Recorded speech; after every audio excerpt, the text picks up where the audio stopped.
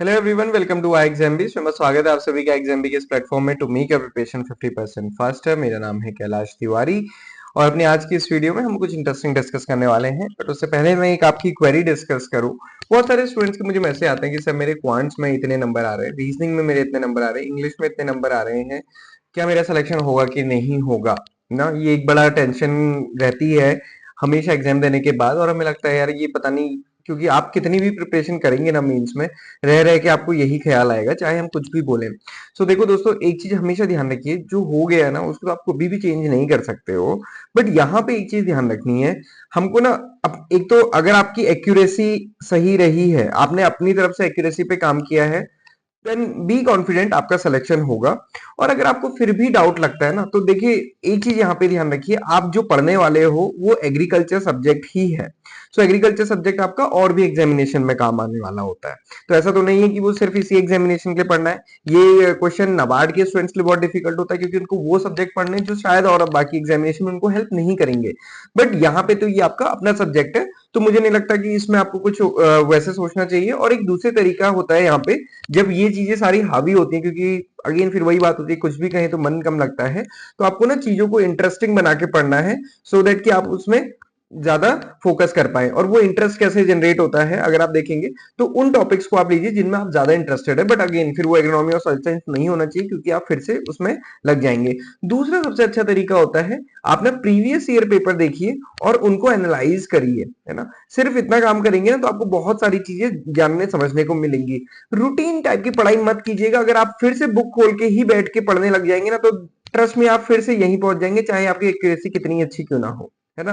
तो ये चीज ध्यान रखिएगा। थोड़ा सा जो रेगुलर चीजें हैं उनको अवॉइड करनी है। वो क्या करना है मैं आपको बताने वाला हूँ, उसी के लिए मैंने ये वीडियो बनाया, क्योंकि बहुत सारे क्वेश्चन हमारे पास आ रहे हैं। ओके, आज हम बात करेंगे मेंस प्रिपरेशन की। इफेक्टिव मेंस प्लान क्या होना चाहिए। और मैंने ना प्रीलिम्स में आपको बोला था 5000 क्वेश्चन का टारगेट, जबकि वहां पे तो 150 क्वेश्चन आते हैं, यहाँ पे तो सिर्फ 60 क्वेश्चन आते हैं। बट 7000 का टारगेट लीजिए। अभी एक और क्वेश्चन मेरे पास आता है स्टूडेंट का, सर आप मैराथन कब से लेंगे।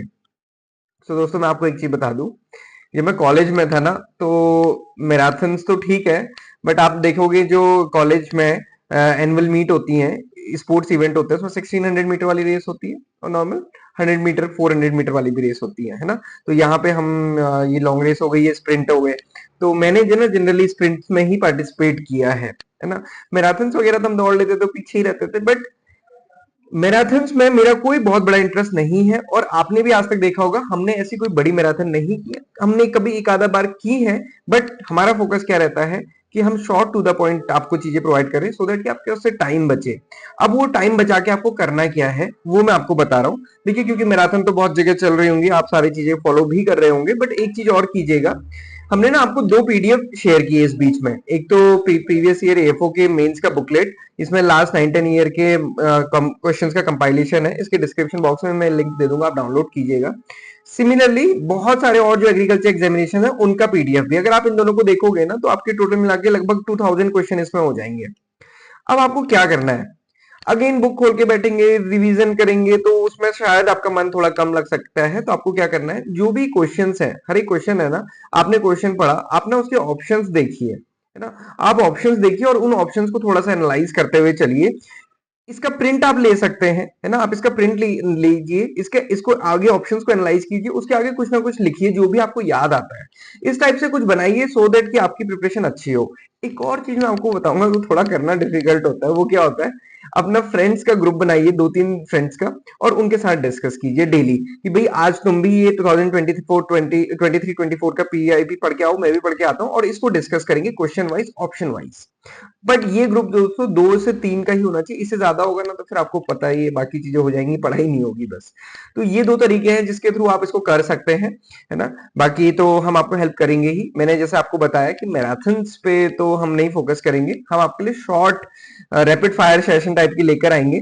तो मैंने ये सोचा है कि हम शाम को वो स्टार्ट करेंगे, और इकोनॉमिक्स या फिर जो genetics, plant breeding, plant pathology, entomology, इन सब्जेक्ट से हम स्टार्ट करेंगे, फिजियोलॉजी, फूड टेक्नोलॉजी से।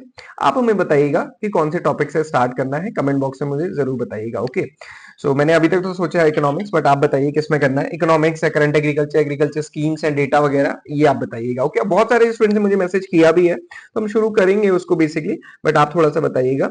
इसके अलावा मैं एक चीज बताऊं आपको, 7000 क्वेश्चंस का टारगेट मैंने बोला, तो जितने भी स्टूडेंट्स के पास हमारा कोर्स है, बहुत सारे स्टूडेंट्स के पास है, मतलब मुझे तो कभी लगता है कि मैक्सिमम के पास तो है ही। 7000 क्वेश्चंस अगर आप देखेंगे, हमने ना एक चीज प्रोवाइड किया है अपने कोर्स में। सबसे ऊपर वाला जो चैप्टर है वो ना क्विक रिकैप एंड समरी वाला है, quick recap and agri section test. इसमें क्या है कि हमने हर एक सेक्शन की ना समरी दी है, जैसे एग्रोनॉमी की समरी यहाँ पे है, क्रॉपिंग सिस्टम की समरी, इरिगेशन की समरी, सॉइल साइंस, सारे सब्जेक्ट्स हैं, और भी नीचे बहुत सारे सब्जेक्ट हैं, टोटल 15 सब्जेक्ट्स में डिवाइड किया है इसको। इनकी समरी दी है, और इनकी समरी से रिलेटेड यहाँ पे 100 क्वेश्चंस का एक सेपरेट सेक्शन टेस्ट हम इसको बोलते हैं, वो हमने प्रोवाइड किया है। सो अपनी लाइव क्लासेस में अभी तक हमारी जितनी लाइव क्लासेस हुई हैं, हमने उसमें यही क्वेश्चंस डिस्कस करना शुरू किया है। और हमने ये भी देखा कि देखो क्वेश्चन, और कई बार क्या होता है ना, हमारी आंखें क्वेश्चन को अपने तरीके से पढ़ती हैं जैसे हम सोचना चाहते हैं, और वो जो ऑप्शन अगर हमको दिख गया तो हम उसको टिक कर देते हैं। कई बार क्या होता है, ये क्वेश्चन भी डिफरेंट होता है और वो ऑप्शन उसका आंसर नहीं होता है, तो इसलिए क्वेश्चन एनालाइज करना बहुत जरूरी है। तो अब आपको क्या करना है ना, डेली का टारगेट लेके चलना है। डेली का आपको टारगेट लेना है, जैसे मैंने आपसे कहा कि 7000 आपको लेके चलना है, कि 7000 का टारगेट। और 7000 क्वेश्चन कहां से आएंगे, है ना, ये सारे हमारे कोर्सेज में, अगर मैं आपको बताऊं हमारे कोर्सेज में, ये मैंने आपको बताया कि 15 टेस्ट है यहाँ पे, 15 इंटू 100, यहाँ पे 1500 क्वेश्चन तो आपको यहीं पे मिलते हैं। इसके अलावा 25 मॉक टेस्ट है, इसके अलावा आप देखेंगे 200 प्लस चैप्टर टेस्ट है। मैं तो पीडीएफ पढ़ने के लिए, वीडियो देखने के लिए कहीं ना, लाइव क्लास के लिए भी मैं नहीं कर रहा, मैं किसके लिए कर रहा हूँ, सिर्फ और सिर्फ क्वेश्चंस के लिए। तो आपको ये 7000 प्लस क्वेश्चंस यहाँ पे मिलते हैं। 7000 प्लस क्वेश्चंस को अगर आप डेली एनालाइज करते हुए चले, है ना, और आपके पास लगभग कितने दिन बचे हुए हैं, 30 डेज बचे हुए हैं। अब आप देख लीजिए कि आपको इसमें कैसे टारगेट लेके चलना है कि ये लगभग कंप्लीट हो जाए। तो मतलब आपको कम से कम 200 क्वेश्चन तो दोस्तों लेके चलने डेली, है ना। तो 200 क्वेश्चन का मतलब है कि 3 मॉक टेस्ट आपके हो जाएंगे।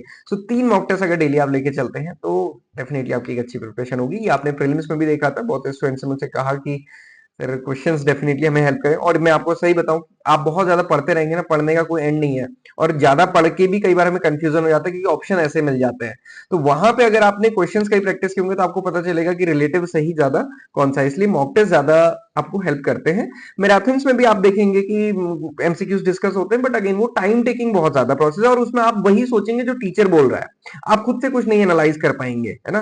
तो एग्जामिनेशन में तो जो कंफ्यूजन रहेगा वो रहेगा, इसलिए ये चीज करनी है। मुझे कमेंट बॉक्स में बताइएगा कितने स्टूडेंट इसको ठीक मानते हैं और कितने स्टूडेंट इसको फॉलो करेंगे, है ना। मैंने आपको बताया कि देखो quick recap and agri section test है, जितने भी स्टूडेंट्स के पास कोर्स है वो इसमें आपको क्वेश्चंस मिल जाएंगे सब्जेक्ट वाइज, बट उसके अलावा इंडिविजुअल टॉपिक वाइज, जैसे यहाँ पे तो क्रॉपिंग सिस्टम के 100 क्वेश्चन होंगे, बट क्रॉपिंग सिस्टम में जो फर्दर टॉपिक्स हैं, स्मॉल स्मॉल टॉपिक्स, उनके शॉर्ट चैप्टर टेस्ट वो आपको यहाँ पे मिलेंगे। इस टाइप से आपको इनको सबको करते हुए चलना है। अगर आप डेली भी एक का टारगेट लेके चलेंगे ना दोस्तों, आपकी बहुत अच्छी प्रिपरेशन इसमें होगी।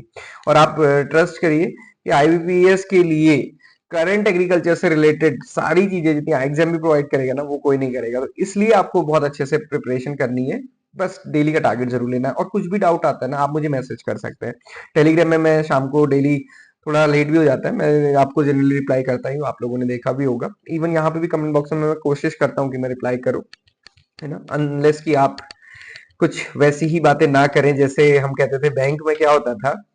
कई बार ना स्टूडेंट्स कुछ लिखते हैं, उनको लगता है कि हमने टीचर को ऐसा लिख दिया तो बहुत मतलब अच्छा लिख दिया। देखो मैं आपको बताऊं, शायद कुछ टीचर को हो सकता है कि बुरा लगे, बट आप मेरे को नहीं बुरा फील करा पाएंगे। क्यों? क्योंकि मैं कह सकता हूँ कि मेरी ना सीजनिंग बहुत ज्यादा या फिर हार्डनिंग हो चुकी है उस मामले में। क्यों? क्योंकि जब आप बैंक में जॉब करते हैं ना दोस्तों, तो बैंक में आपको पता है कि आपको एक टास्क दिया जाता है, बट और भी टास्क करने होते हैं। तो सिंपल सा काम होता है, आप देखो आप एएफओ हो, आपके मान लीजिए आपकी ब्रांच में जो जो पासबुक प्रिंट करते हैं वो नहीं आए हैं।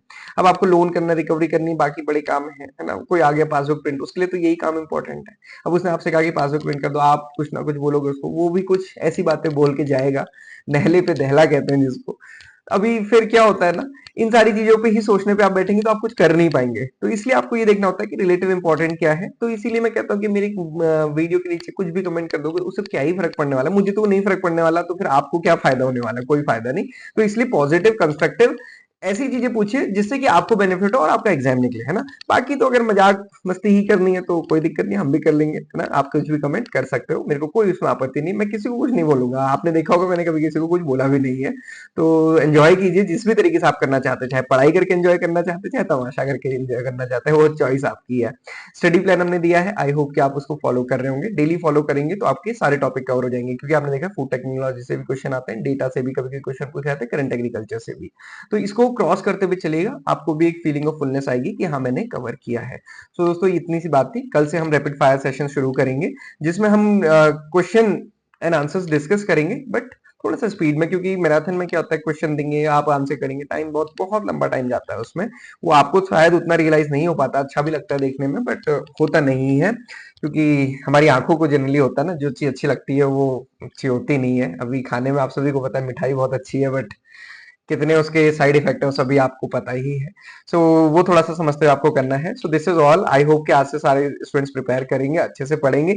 और खासकर जितने स्टूडेंट्स ने कोर्स लिया, दोस्तों पैसे खर्च किए तो पढ़ना है, ओके। हर चीज में अपना देखिए, ROI हम कहते हैं, रिटर्न ऑन इन्वेस्टमेंट कितना है आपका, वो आपको जरूर देखना है। This is all for today. बहुत अच्छा दिन आपका आगे बीते। This is all from my side. Thank you for watching this video and have a great day.